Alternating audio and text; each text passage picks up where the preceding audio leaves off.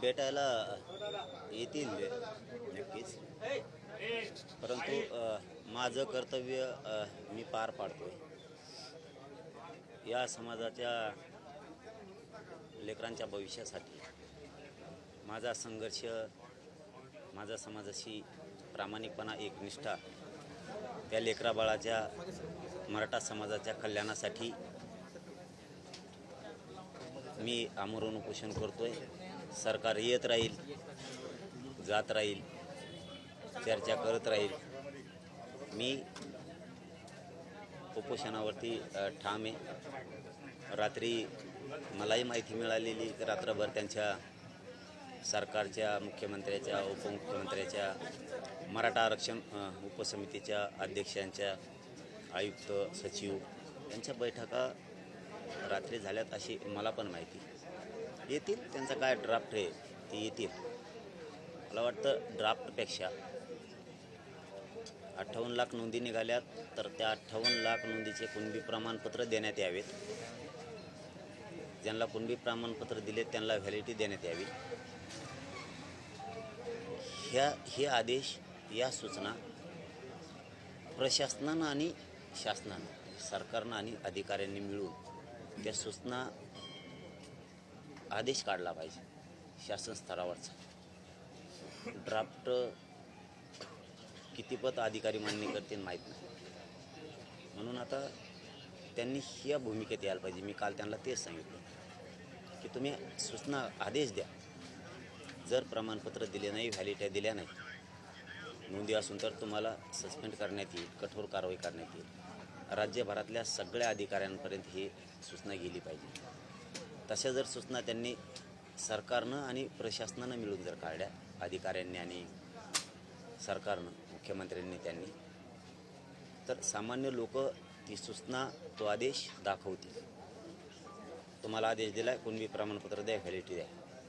दुसरं, हैदराबाद गॅझेटियरचा तुम्ही JR काढला आहे,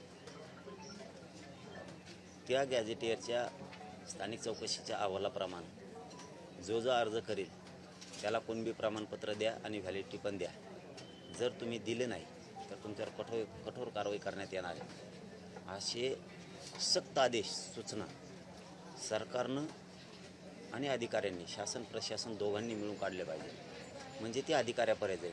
ड्राफ्ट हा अधिकाऱ्यांपर्यंत जाणार नाही. आम्हाला ड्राफ्ट दिला, तो आमच्याकडे राहील. अधिकाऱ्यांपर्यंत सूचना जायला पाहिजे, म्हणजे अधिकारी टाळणार नाही आहेत. हे दोन भाग झाले. आमचं तिसरं म्हणणं आहे, सातारा संस्थांचा JR काढायला काहीही अडचण नाही. बहाणे कोर्टात चॅलेंज होणार आहे, अमकं होणार आहे, तमकं होणार आहे.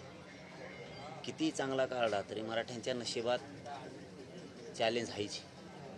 कुणीतरी विरोधात जाऊन याचिका दाखल करतंच, कुणीतरी विरोधात जाऊन चांगलं दिलं तरी आमच्या विरोधात जाते, चुकीचं दिलं तरी पण आमच्या विरोधात जाते. त्यामुळं सातारा संस्थांचा JR काढून टाकणं आवश्यक आहे. त्याला 94चा JRची नियमावली, 90च्या अध्यादेशाची नियमावली, 2001-2012चा कायद्यानुसार, 2012च्या कायद्यानुसार त्याला ती नियमावली लागू करावं. हैदराबाद गॅझेटियरबद्दल त्या JRला सुद्धा तीच नियमावली लागू करावं. त्याच्यातही 1921ची, 1931ची, 1800च्या ज्या जनगणना आहेत त्यासुद्धा घ्याव्यात आणि JR काढून टाकावं. JR काढायला काहीही अडचण नाही. गुन्हे मागं घेण्यासाठी सरकारला अधिकार आहेत, गृह मंत्रालयाला अधिकार आहेत, विधी व न्याय मंत्रालय सरकारकडे, मुख्यमंत्री साहेबांकडे.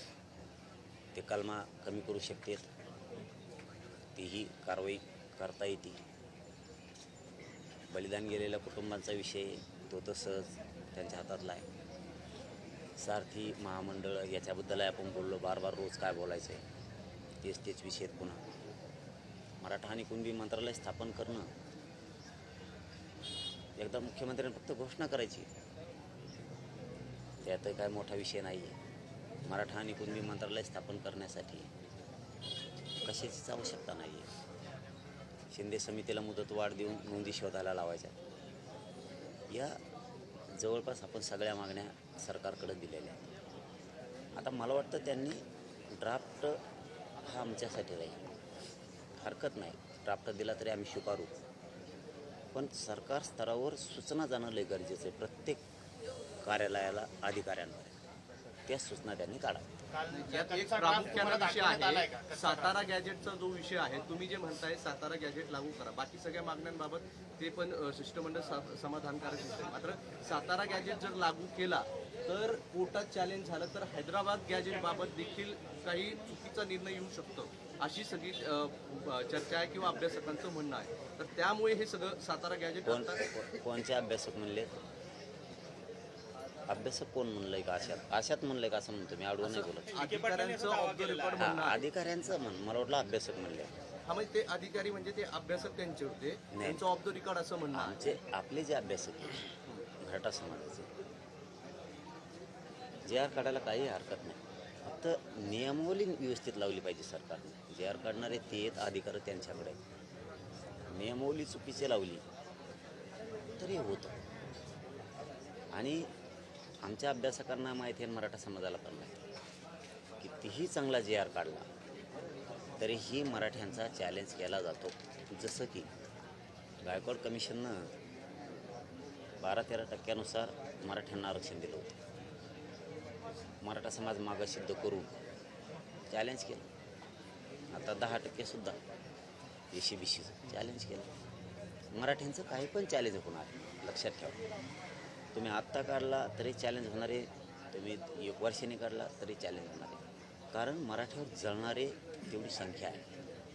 मराठा समाज मोठा होऊ नये अशी संख्या खूप आहे, म्हणून ते कधीही होणारच. 2001चा 2012चा कायद्याची नियमावली लागू करायची, 1954च्या JRची नियमावली त्याला लागू करायची, 90च्या JRची करायची. काय होत नाही. तुम्ही आता उपोषणाला बसणार आहात की ते मंत्री येत आहेत त्यांच्या चर्चेनंतर तो निर्णय घेणार? नाही, उपोषणला जरी बसलं तरी मंत्री महोदय येणारच आहेत, नाही बसलं तरी पण येणारच आहेत. आम्ही असं म्हणलोत का की आम्ही उपोषणला बसतो, आम्ही आंतरवालीत तुम्ही यायचं नाही असं म्हणतोय का? उपोषण सुरू झालं तरी त्यांनी यावं. 10ची वेळ तुम्ही पाहणार? मी हटतच नाही, पाळणार म्हणजे मी हटणारच नाही. फक्त सरकारला, मुख्यमंत्र्यांना, विशेष करून देवेंद्र फडणवीस साहेबाला सांगतो, एकदा हल्ला झाला तो बस झाला. पुन्हा पुन्हा त्या प्रयोग करण्याच्या भानगडीत पडू नका. असं तुम्हाला वाटतंय परत होऊ शकतं असं प्रयोग? दुसरं काही करू शकत नाहीत. न्याय देण्याच्या भूमिकेत त्यांनी यावं, त्यांना लागलेले डाग त्यांनी पुसावेत. मी आज प्रामाणिक सांगतो, आडवं बोलत नाही, सरकारला पट्ट्यावर घेत नाही, वाईट बोलत नाही. माझं सांगणं आहे, एकदा आमच्या आई बहिणीला याच ठिकाणी रक्ताच्या थारोळ्यात पडताना आम्ही बघितलं आहे आणि ते कर्तृत्व तुम्ही केलेलं आहे. डागं पुसायचं शिका मराठ्यांना देऊ. त्यामुळं पुन्हा त्या भानगडीत आता पडू नका की आम्ही हल्ले करू, पोलिसांना लाठीचार्ज करायला लावू. तर ते तुम्हाला राज्यात जड जाईल, ते तुम्हाला राज्यात अति जड जाईल. अति जड म्हणजे पुन्हा आंदोलन तुम्हाला थांबणारच नाही आहे. तुम्हाला जर वाटत असेल असं होईल तसं होईल. पुन्हा त्या राज्याची धग आंदोलनाची ती 2-4 महिने सुरू आहे. म्हणून मी देवेंद्र फडणवीस साहेबाला विनंतीपूर्वक सांगतो, संवाद करणे, गोडी गुलाबीनं प्रश्न मार्गी काढायचं, या भानगडीत पडा. तुम्ही लाठीचार्ज करणार, हल्ले करणार आणि गरीब मराठ्यावर अन्याय करणार, वटोळं करणार, ह्या भानगडीत अजिबात पडू नका. राज्यातला कुठलाच कोपरा मोकळा राहणार नाही. इतकं भयान आंदोलन राज्यात मराठी करते. त्यामुळं तुम्ही हल्ला करायचा नाही. मराठा शांत आहे. मराठा समाजालाही सांगतो, मी तुमच्या लेकराबाळाच्या कल्याणासाठी या तळपत्या उन्हात बसणार. जीवाची लाहीलाही झाली तरी मी हटत नाही.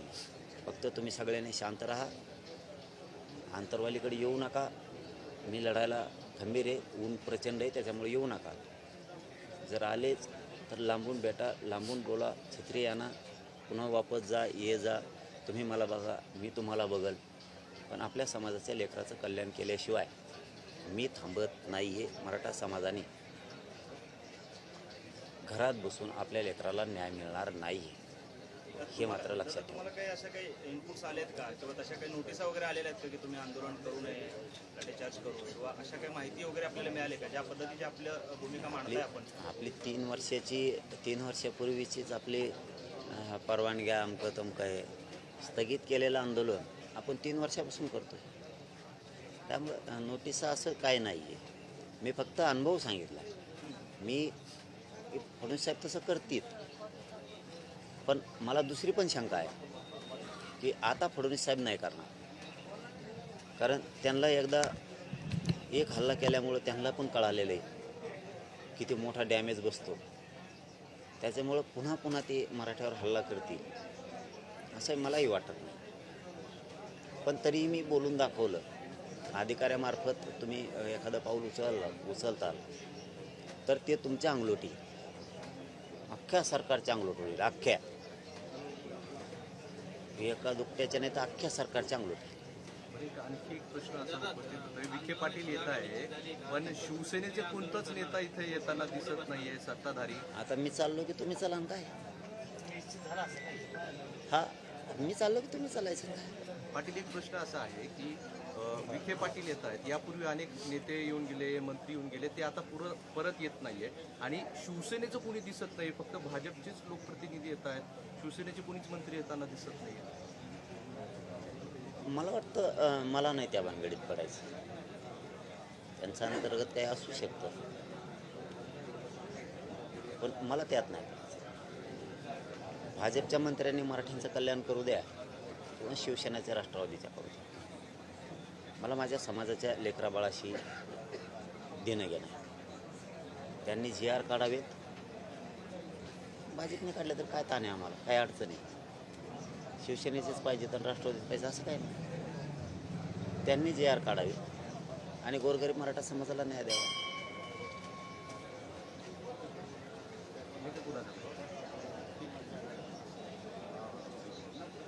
इथं जमलेल्या सगळ्या पोरांनी सुद्धा वापस जा, ऊन लई आहे. कुणीही थांबू नका, सगळे गावाकडे जा आपण आपल्या. डॉक्टरांनी काही सल्ला दिला आहे तुम्हाला, कारण ऊन प्रचंड आहे, तुमची आधीच तब्येत सगळी खराब आहे आणि असं उपोषण करणं.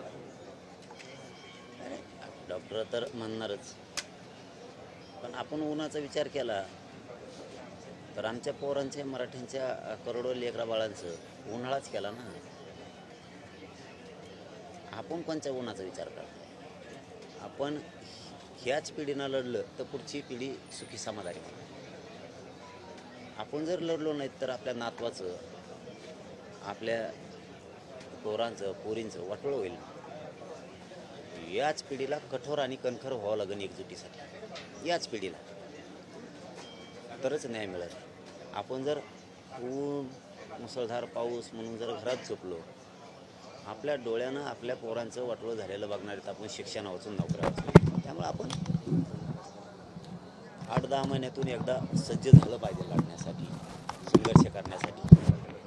प्रत्येक वेळेस घरात बसूनच न्याय मिळतो असं नाही आणि मराठ्यांना सहजासहजी काय मिळत नाही, लढावंच लागतं. ओके, धन्यवाद.